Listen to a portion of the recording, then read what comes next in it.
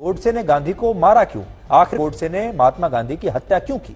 तो इस पर गोडसे ने अदालत में खुद अपना पक्ष रखा था और यह पक्ष रखने में गोडसे ने 5 घंटे का समय लिया। और जब इस पूरे बयान को लिखने की प्रक्रिया पूरी हुई तो उनके 5 घंटे के इस बयान से 112 पन्ने भर गए थे। गोडसे के इस बयान के 5 अध्याय हैं, यानी 5 भाग हैं। और आज आप सबके लिए यह जानना बहुत दिलचस्प होगा कि अदालत ने जब गोडसे से कहा कि वो अपना पक्ष रखें और गोडसे ने 5 घंटे तक अदालत में मौजूद लोगों के सामने और जज के सामने अपना पक्ष रखा तो 112 पन्ने भरे। और उन 5 घंटों में गोडसे ने क्या बताया यह शायद अभी तक आपने जाना नहीं होगा। इसलिए आज हम देश को बताना चाहते हैं कि गोडसे ने अदालत में क्या कहा था। पहले भाग में गोडसे ने अदालत को यह बताया कि महात्मा गांधी की नीतियों और उनके कार्यों की वजह से भारत के लाखों हिंदुओं की जिंदगियां बर्बाद हो गईं और किसी भी महात्मा को यह अधिकार नहीं है कि वो भारत के टुकड़े टुकड़े करे या उसका विभाजन करे। लेकिन गांधी जी ने ऐसा किया और इसीलिए गोडसे ने उनकी हत्या की।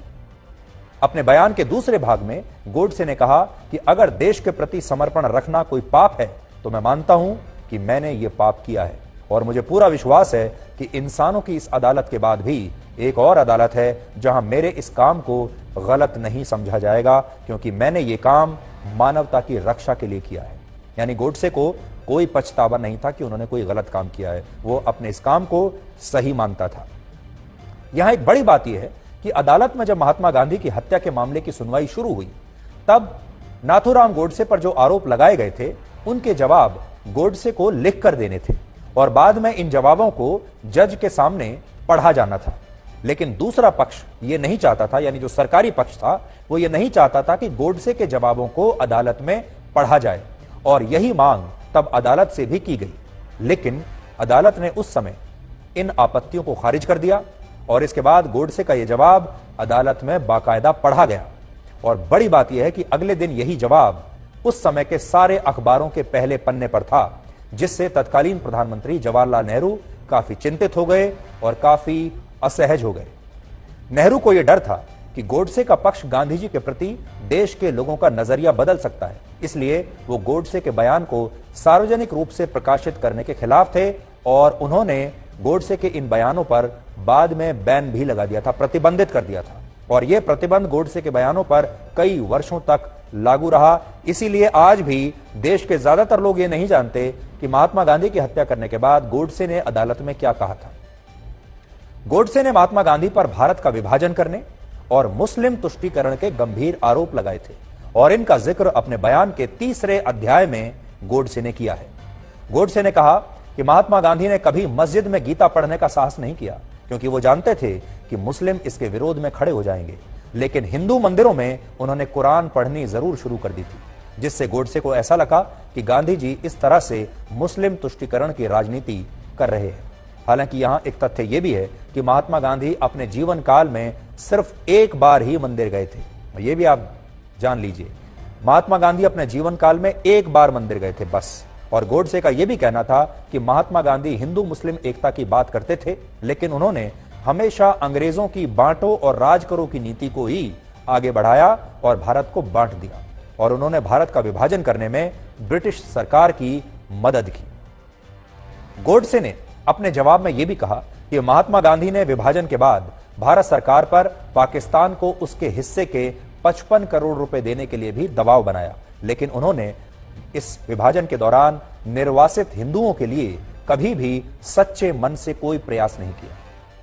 असल में जिस समय भारत का विभाजन हुआ और भारत और पाकिस्तान बने, तब देश के सरकारी खजाने में लगभग 400 करोड़ रुपए जमा थे और विभाजन के तहत यह तय हुआ कि इन 400 करोड़ रुपए के खजाने में से 75 करोड़ रुपए पाकिस्तान को दिए जाएंगे और इस समझौते के तहत भारत ने 20 करोड़ रुपए की पहली किश्त पाकिस्तान को आजादी के समय ही दे भी दी थी।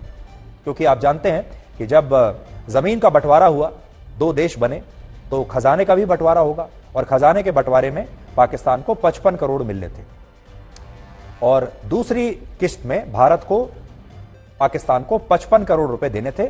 20 करोड़ रुपए भारत पहले दे चुका था, तो टोटल 75 करोड़ रुपए पाकिस्तान को मिलने थे इस बंटवारे में। तो 55 करोड़ रुपए पाकिस्तान पर बकाया थे, जिनमें कहा गया कि ये हम आपको दूसरी किश्त में दे देंगे। लेकिन उससे पहले ही पाकिस्तान ने भारत की पीठ पर छुरा घोंपा और पाकिस्तान ने 22 अक्टूबर 1947 को कश्मीर पर हमला कर दिया। और इसके बाद सरदार पटेल ने कहा कि अब जब पाकिस्तान ऐसा कर रहा है, जब तक पाकिस्तान कश्मीर की जिद नहीं छोड़ता तब तक हम उसे ये 55 करोड़ रुपए नहीं देंगे। और सरदार पटेल की बात बिल्कुल सही थी, क्योंकि अगर पाकिस्तान एक तरफ हम पर हमला कर रहा है, कश्मीर को हमसे छीनने की कोशिश कर रहा है, तो हम पाकिस्तान के बकाया 55 करोड़ रुपए क्यों दें, हम उस पेमेंट को रोक लेंगे, ऐसा सरदार पटेल चाहते थे। लेकिन महात्मा गांधी बीच में आ गए और महात्मा गांधी और नेहरू इस मुद्दे पर सरदार पटेल के खिलाफ हो गए। और महात्मा गांधी ने तो यहां तक कह दिया कि वो किसी भी कीमत पर इस समझौते को टूटने नहीं देंगे और ये 55 करोड़ रुपए भारत को देने ही चाहिए।